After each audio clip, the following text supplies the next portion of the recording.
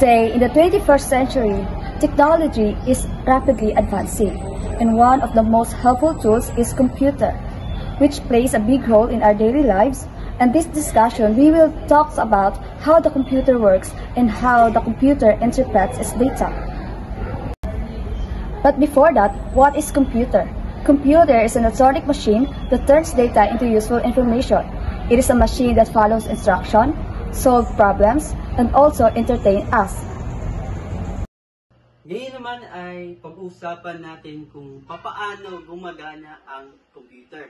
Ito ay may 4 na yugto kung saan ang una ay ang tinatawag na input o receiving data. Ito yung proseso kung saan ginagamit ang mga input devices kagaya ng keyboard, speaker, at iba pa na ginagamit upang magbigay ng informasyon sa mismong computer.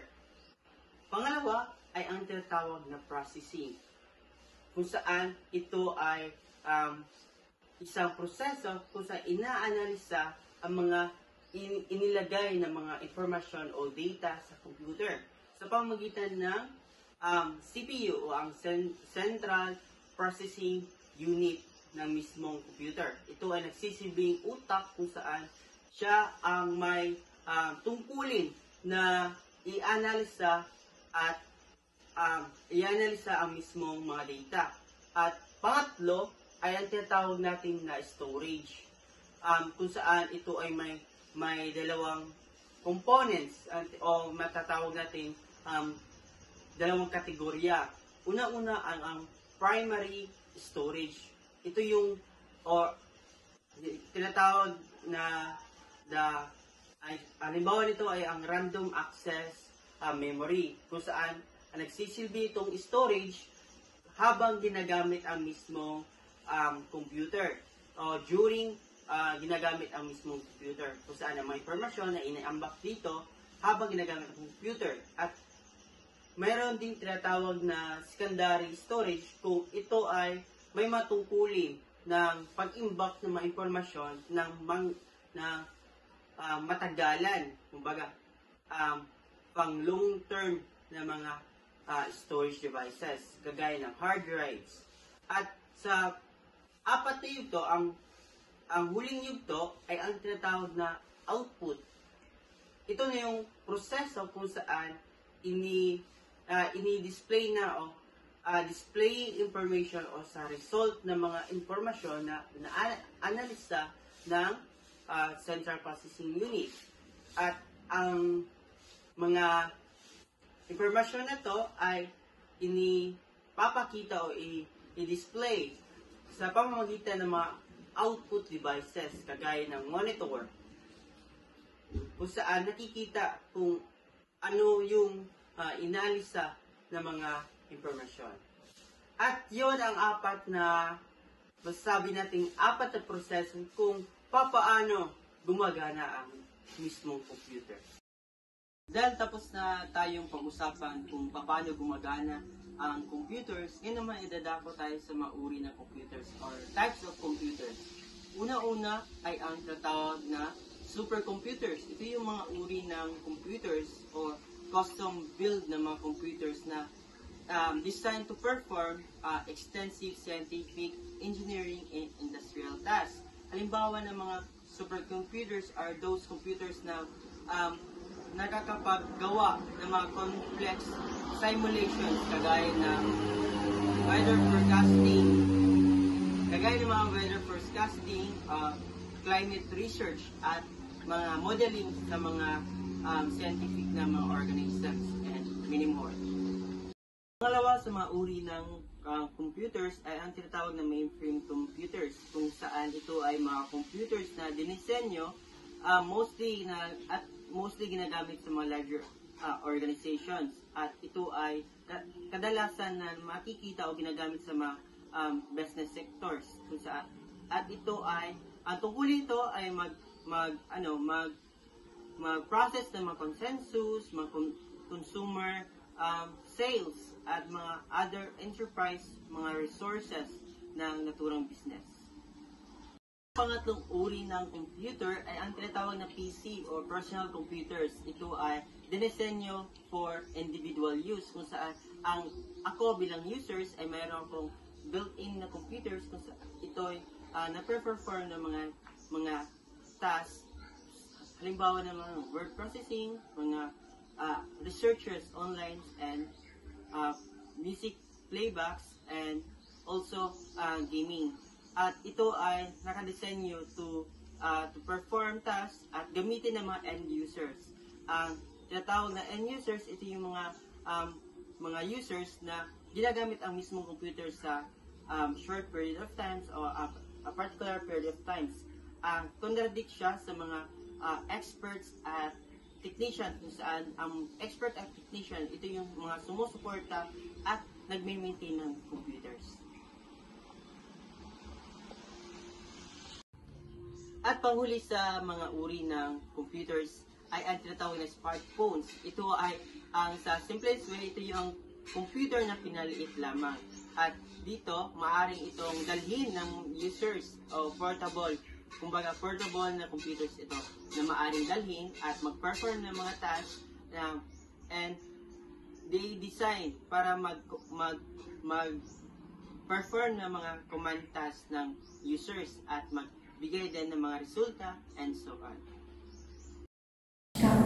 Okay, sa pagkakataon ito ay tatalakayin ko naman ang binary representation. Ngunit bago tayo tumuko sa mga sangay ng binary representation, mga ito ay alamin muna natin kung ano ang binary. Isang binary ay ang paraan ng computer para magrepresenta ng impormasyon gamit lang ang dalawang numero na ang 1 at 0. Ngayon naman ay tatalakayin natin kung ano ang mga sangay ng binary. Una ay ang fundamental language. So, ito yung pinaka-basic na antas. So, lahat ng data sa computer ay nakabase sa electrical signals na maaaring on or 1 or off or 0. So, halimbawa nito na lamang nito ay ang mga ilaw. Kung mapapansin natin sa ating mga tahanan ay merong switch na 1 at 0. At kung pipindutin natin ang switch na 1 ay ito ay agad-agad na magbubukas. At kung pipindutin naman natin ang switch na 0 ay ito ay agad na mamamatay. Dahil dito, ang binary ay naging wika ng computer upang maipakita ang lahat ng uri ng impormasyon. Pangalawa ay ang bits and bytes. So, ang isang digit na 0 or 1 ay tinatawag na bit at ito ang pinakamaliit na unit ng data. Kapag pinagsama ang 8 bits, bumubuo ito ng bytes. Ang isang byte ay maaaring kumakatawan sa mas malaking value tulad ng isang letra o character. Halimbawa, ang letter A ay kinakatawanan ng 01000001 sa binary. Pangalawa ay ang sangay ng encoding schemes. Pangalawang sangay ng encoding schemes. Character encoding. Upang makapagbasa at makapagsulat ng text, gumagamit ang computer ng encoding schemes na nag-a-assign ng unique binary code sa bawat letra, numero o simbolo. Next ay ang ASCII at Unicode.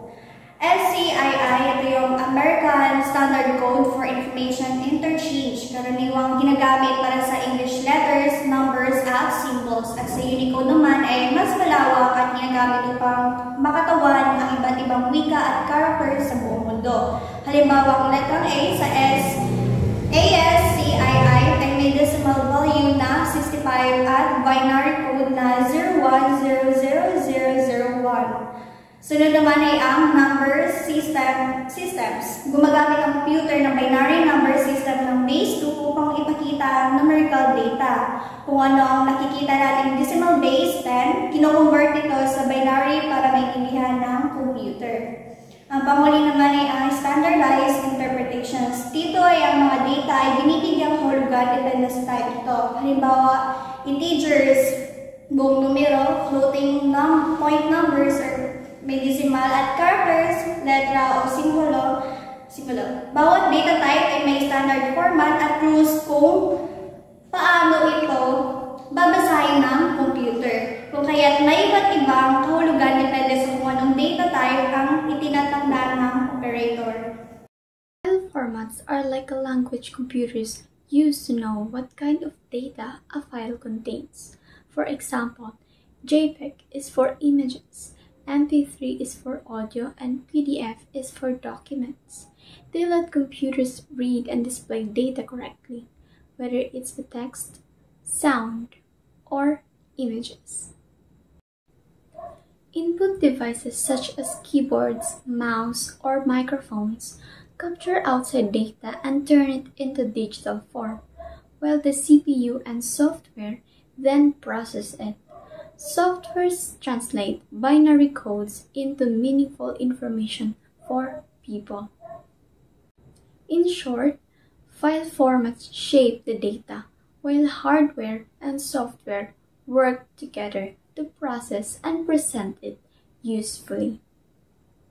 From everything that have been stated, we can learn that a computer is a system that combines both the software and hardware to process information. Through the cycle of fetching, decoding, and executing instructions, it can perform a wide range of tasks, from simple calculations to complex applications. What gives meaning to these binary patterns, the zeros and ones, is the context provided by the software and the data encoding, showing how the information is represented and interpreted. And that concludes our video. I hope you learned everything about how computer works and how computer interpret data. Thank you for watching!